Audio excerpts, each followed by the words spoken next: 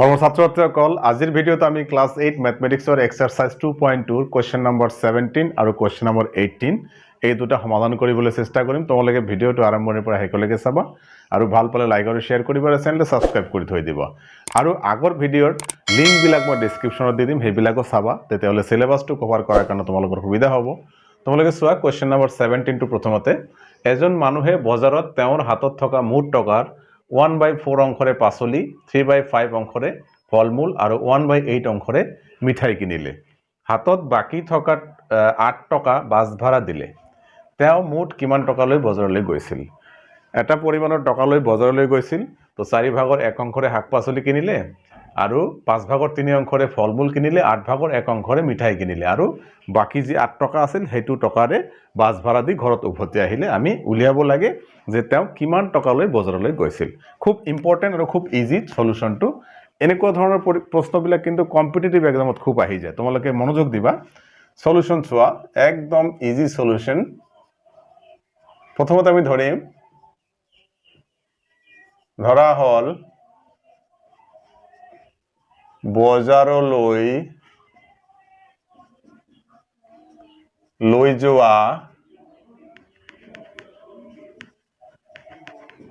লৈ যোৱা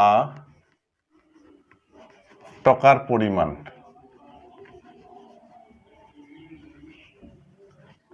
সমান x টকা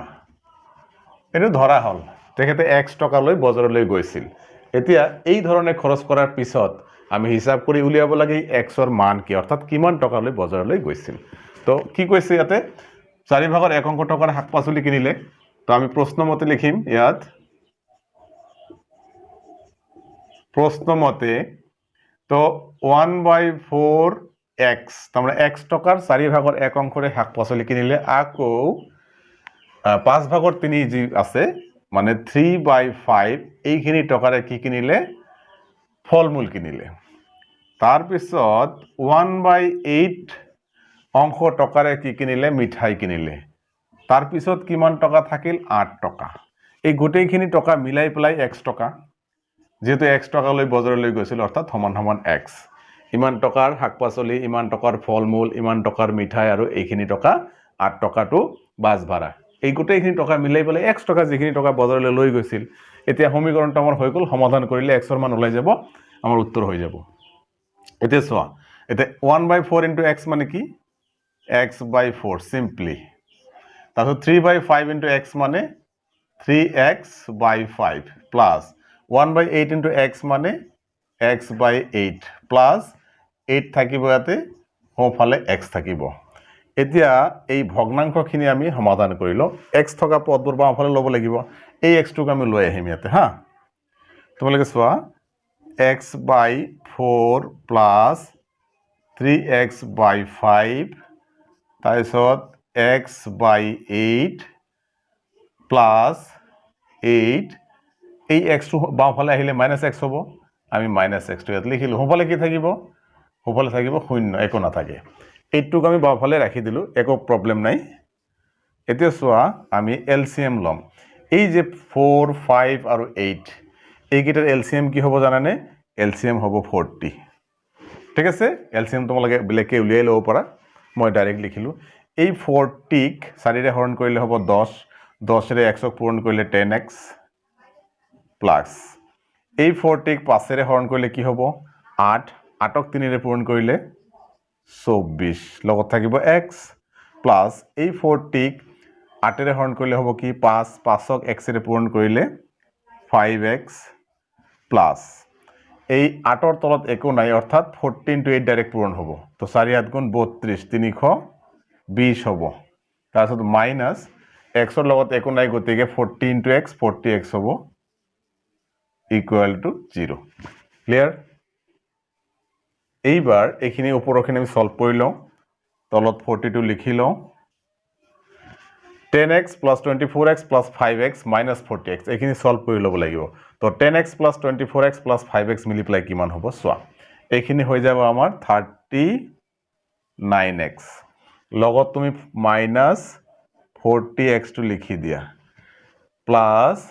322 লিখি দিয়া equal to 0 ক্লিয়াৰ এইখিনিলৈকে নিশ্চয় তোমালোকে বুজি পাইছা এতিয়া এই যে 39x minus 40x এইখিনি সলভ কৰিলে কি আহিব চোৱাচোন এইখিনি সলভ কৰিলে আহিব -x plus 320 by 40 equal to 0 okay এইখিনিলৈকে তোমালোকে নিশ্চয় বুজি পাইছা মই ইয়াত লিখিম বেছি তলত লিখিলে দেখা না যাব এতিয়া কি হ'ব ক্ৰস মাল্টিপ্লিকেশন এনেকে পূৰণ হ'ব নহয় ওপৰটোৰ লগত ইফালৰ বাওঁফালৰ তলৰটোৰ লগত সোঁফালৰ ওপৰৰটো আৰু বাওঁফালৰ ওপৰটোৰ লগত সোঁফালৰ তলৰটো তো শূন্যৰ তলত একো নাই শূন্য আছে 0 আছে বুলি শূন্যৰ তলত 1 আছে বুলি ধৰিম আৰু 40 ৰ লগত শূন্য পূৰণ কৰিলে শূন্য হ'ব আৰু এটো পূৰণ হৈ যাব তো আমাৰ কি আহিব actually -x plus 320 equal to 40 into 0 ইফালে হৈ যাব 0 ওকে এবাৰ সো -x equal to আমি এই 320 টো সোঁফালে লৈ গলে -320 হ'ব তো মাইনাস মাইনাস ক্যান্সেল হৈ গৈ প্লাই x equal to কি হ'ব 320 এতিয়া আমি কি ধৰিছিলো তোমালোকে চোৱা যে ধৰা হল বজাৰলৈ লৈ যোৱা টকাৰ পৰিমাণ x টকা ধৰিছিলো গতিকে x ৰ মান কি আহিলে 320 টকা অৰ্থাৎ বজাৰলৈ তেখেতে কিমান টকা লৈ গৈছিল 320 টকা লৈ গৈছিল এটো তোমালোকে নোট ডাউন কৰি লোৱা এতিয়া আমি 18 নম্বৰ প্ৰশ্নটো আলোচনা কৰিম নোট ডাউন কৰি লোৱা এতিয়া কোৱেশ্চন নম্বৰ 18 চোৱা এনে এটা ভগ্নাংশ উলিওৱা যত হৰ লবতকৈ 4 বেছি হয় যদিহে লবৰ লগত 6 যোগ আৰু হৰৰ পৰা 6 বিয়োগ কৰো তেন্তে ভগ্নাংশটো 11/3 হয় এনেকুৱা ধৰণৰ ভগ্নাংশ আমি এটা উলিয়াব লাগে তো একদম ইজি সলিউশন তোমালোকে চোৱা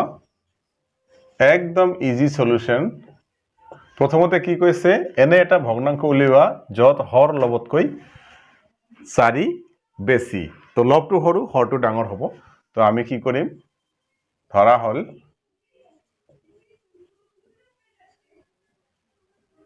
ভগ্নাংশটোৰ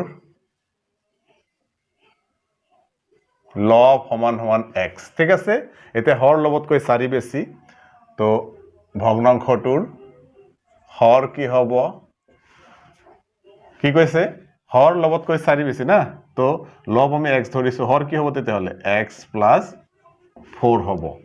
x হল লব x + 4 হল হৰ গতিকে ভগ্নাংশটো কি হ'ব তো therefore ভগ্নাংশটো সমান সমান কি হ'ব লব বাই হৰ অৰ্থাৎ x + 4 এটো হল আমাৰ ভগ্নাংশ এতিয়া কি কৈছে এই কন্ডিশনটো এপ্লাই কৰিব লাগিব যদিহে লবৰ লগত 6 যোগ আৰু হৰৰ পৰা 6 বিয়োগ কৰো তেন্তে ভগ্নাংশটো 11/3 হয় এতে প্ৰশ্নমতে কি কৈছে যদিহে লবৰ লগত কি কৈছে লবৰ লগত 6 যোগ তো লব মানে x + 6 আৰু হৰ কি x + 4 অলৰেডি আছে হৰৰ পৰা 6 বিয়োগ অৰ্থাৎ x + 4 - 6 ইকুয়াল টু কি হ'ব তেতে হলে 11/3 একদম কন্ডিশনটো তুমি ভালকে পঢ়িবা ইজিলি হৈ যাব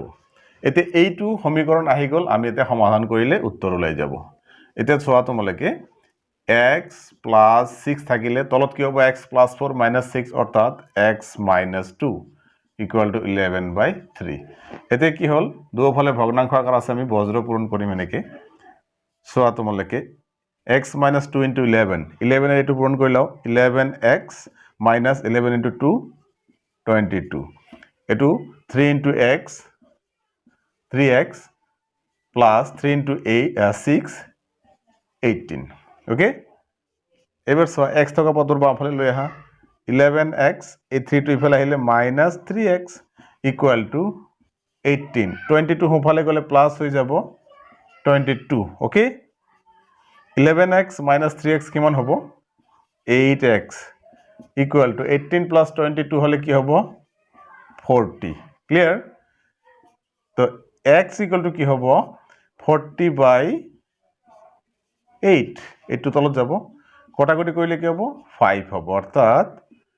x ইকুয়াল টু আমাৰ আহি গল 5 এটো আমি x ৰ ভ্যালু পালো আমাৰ ভগ্নাংশটো উলিয়াব লাগে তো ভগ্নাংশটো কি ভগ্নাংশটো হল এইটো ওকে তো therefore নির্ণয় ভগ্নাংশটো তুমি লিখিব পাৰা ভগ্নাংশটো সমান সমান তুমি দিয়া x বাই x প্লাস 4 আমি আগতে লিখি থৈছো x মানে 5 আৰু ইয়াত x মানে 5 প্লাস 4 অৰ্থাৎ 5 বাই 9 এটো হ'ব আমাৰ নিৰ্ণয় ভগ্নাংশ মনৰ ছাত্ৰ ছাত্ৰীসকল তোমালোকে নিশ্চয় বুজি পাইছা আজিৰ ভিডিওতে এইখিনি লগ পাম পৰৱৰ্তী ভিডিওত ধন্যবাদ